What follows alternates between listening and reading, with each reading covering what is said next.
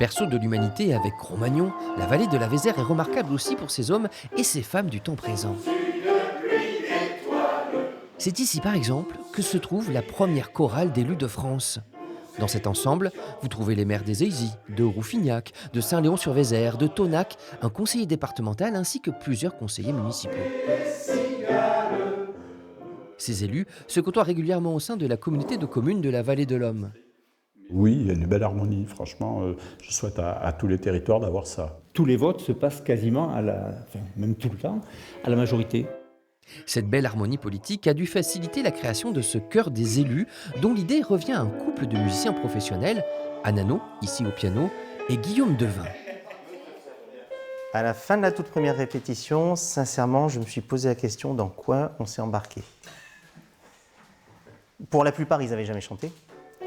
C'est normal, j'ai appris la vocale, au temps où je chantais à la chorale. Au temps où je chantais à la chorale.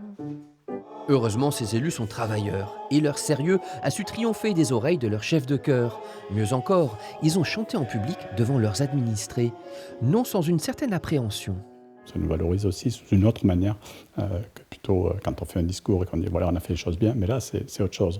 On se met en difficulté et à l'arrivée, on a un résultat qui est sympa. Ça donne une ouverture vers les gens, vers la population, parce qu'on voit par leur façon d'être qu'ils sont facilement atteignables.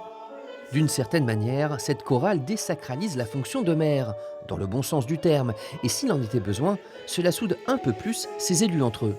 Moi, je vois en tant que conseiller départemental, si vous voulez, par rapport au maire, etc., il y a une certaine retenue parfois, parce qu'on aborde les sujets, notamment les subventions, etc. Et là, je trouve qu'on est plus des potes. Pour leur prochaine apparition publique, cette bande de potes prépare un répertoire varié mêlant les registres et les époques, avec notamment cette chanson à boire de la Renaissance.